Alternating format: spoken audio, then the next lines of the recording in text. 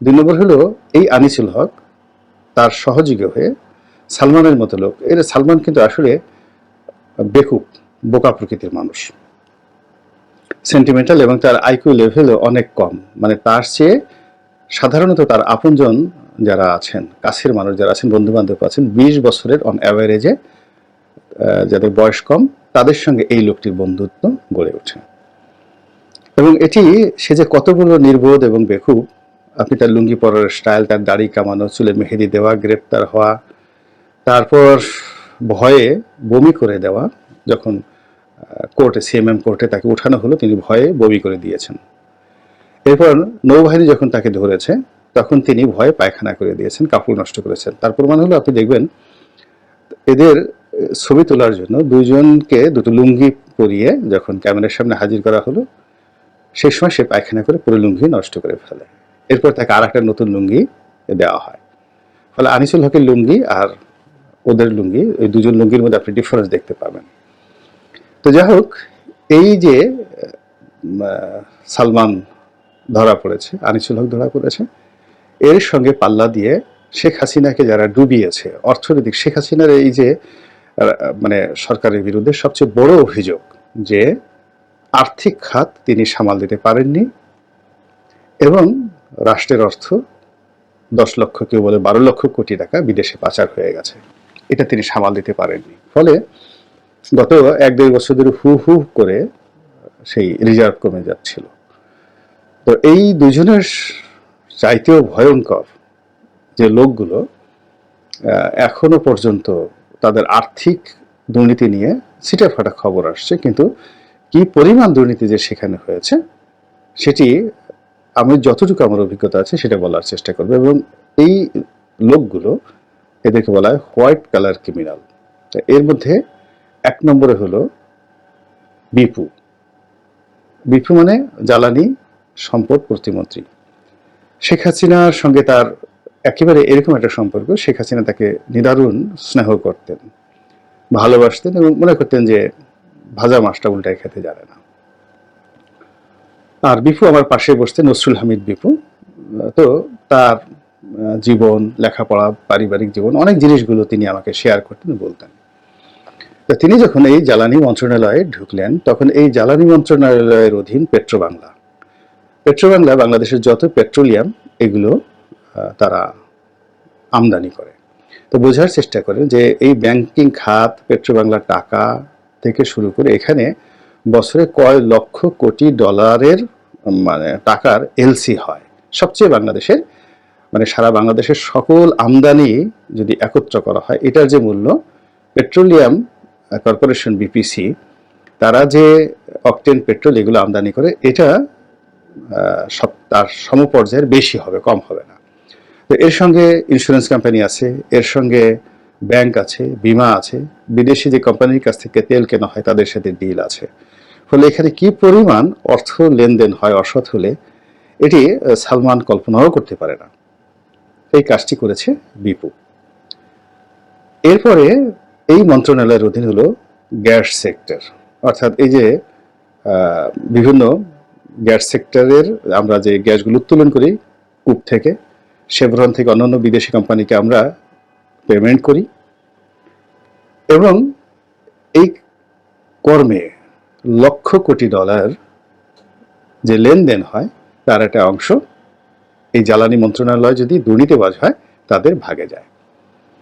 এরপর এই মন্ত্রণালয়ের অধীন রয়েছে অর্থাৎ জ্বালানি খনিজ সম্পদ, মানে এই যে কয়লা উত্তোলন, কয়লা আমদানি ইত্যাদি। এরপরে রয়েছে বিদ্যুৎ খাত।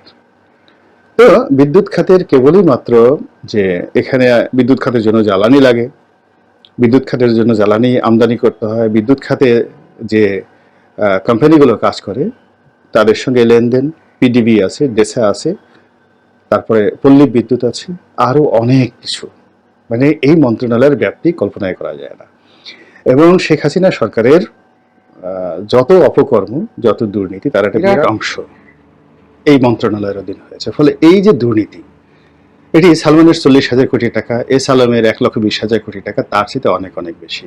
বিপু কই? কেন বিপুকে ধরা হচ্ছে না? বিপুর পরে আপনি পলক সম্পর্কে আসেন। তো সেই যে পলক, একইভাবে এই সরকারের অগ্রাধিকার খাত ছিল আইসিটি খাত। এখানে দুটো মন্ত্রণালয় এসে দেখাতো, আইসিটি মন্ত্রণালয়, ডাক এবং টেলিযোগাযোগ মন্ত্রণালয়। এখন এই যে মোবাইল কোম্পানিগুলো এবং তার সঙ্গে সঙ্গে টিএনটি, তার সঙ্গে সঙ্গে ডাক বিভাগ, এই ডাক বিভাগের একটা ব্যাংকিং ডিভিশন আছে, ডাকঘর, সঞ্চয়পত্র, আপনারা সবাই জানেন। আর এর সাথে যুক্ত হয়েছে নগদ, নগদেরও ব্যাংকিং আছে। এই পুরো প্রক্রিয়াটি এককভাবে এক হস্তে চালিয়েছে জুনায়েদ আহমেদ পলক। তো জুনায়েদ আহমেদ এই পলকের সঙ্গে অলিগার হিসেবে সালমান এফ রহমান, অন্যান্য লোকের নাম আসছে, কিন্তু জুনায়েদ আহমেদ পলকের কারণে সবচেয়ে বেশি বদনাম আসছে সজীব ওয়াজেদ জয়ের। এখন জয়ের নির্দেশে যদি পলক এই কাজ করে থাকে, তাহলে এটা আওয়ামী লীগের জন্য খুব দুর্ভাগ্যের বিষয়।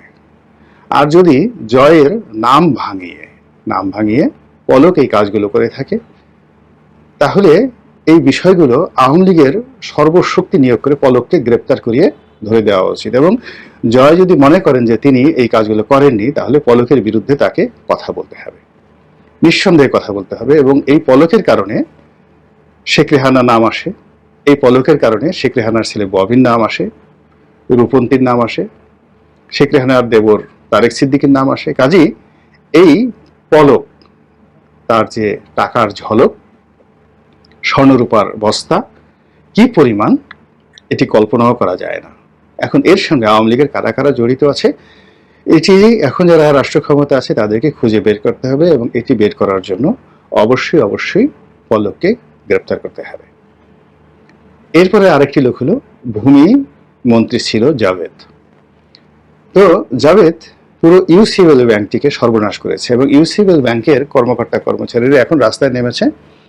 12,000 কোটি টাকা কেবলমাত্র ইউসিবিএল ব্যাংক থেকে পাচার করে দেওয়া হয়েছে দেশের বাইরে, এই কথা ইউসিবিএল ব্যাংকের লোকজন বলছে। এবং পত্রপত্রিকায় এসেছে যে এই টাকা দিয়ে ইউনাইটেড কিংডমে এবং আমেরিকাতে, অর্থাৎ যুক্তরাষ্ট্র এবং যুক্তরাজ্যে সে যে রিয়েল এস্টেট ব্যবসা করেছে, এবং শুধুমাত্র লন্ডন শহরই 200 বাড়ি, সবগুলো বিলাসবহুল বাড়ি, এই বাড়ির মালিক জাভেদ। তো অবাক করা ব্যাপার হলো যে এই 5ই আগস্টের আগে জাভেদের বিরুদ্ধে কেউ টুঁ শব্দ করতে পারেনি শেখ হাসিনার স্নেহের কারণে। শেখ হাসিনার অনেকগুলো গুণ ছিল, তার মধ্যে 1 নম্বর গুণ ছিল যে তার দুঃসময়ে যারা তাকে সাহায্য করেছে, বিশেষ করে অর্থনৈতিক সহযোগিতা করেছে, তাদের সবাইকে তিনি পুরস্কার দিয়েছেন।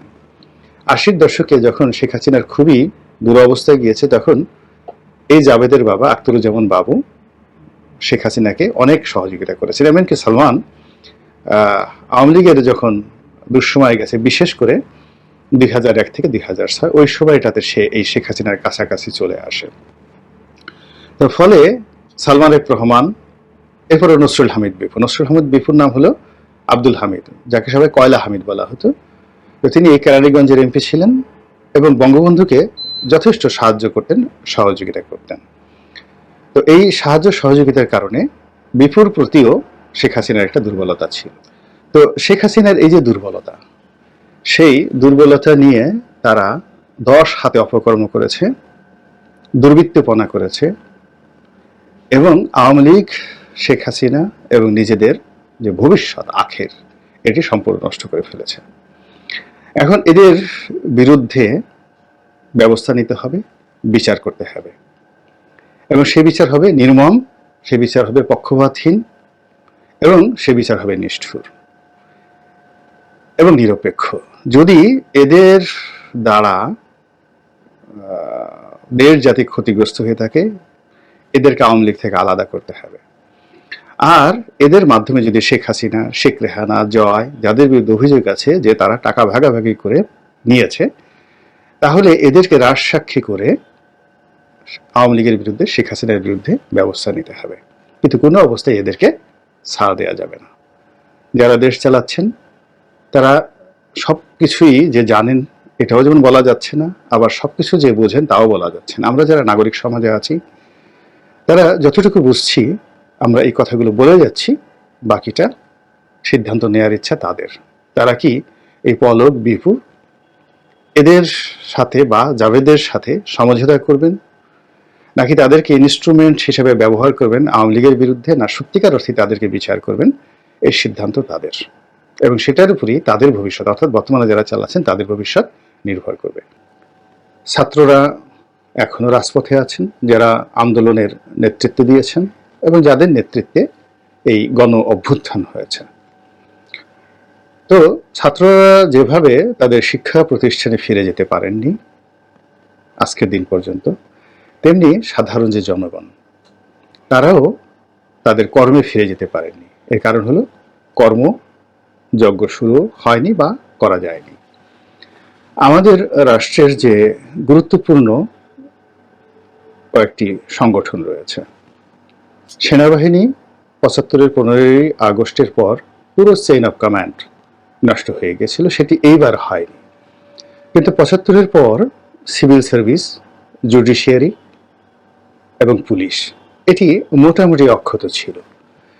কিন্তু এবার যেটি হচ্ছে সিভিল সার্ভিস, জুডিশিয়ারি এবং পুলিশ ম্যাসাকার, এবং এটি যেহেতু সিভিল অ্যাডমিনিস্ট্রেশনের অধীন একটি অংশ আর জুডিশিয়ারি আলাদা একটি অংশ, ফলে এখানে শৃঙ্খলা ফিরিয়ে আনা খুবই দুরূহ, দীর্ঘকালীন, এবং এইগুলোর অভাবে সমাজে যে বিশৃঙ্খলা তৈরি হয় এটিকে বলা হয় মাছার ন্যায়, বড় মাছগুলো ছোট মাছকে খেয়ে ফেলে।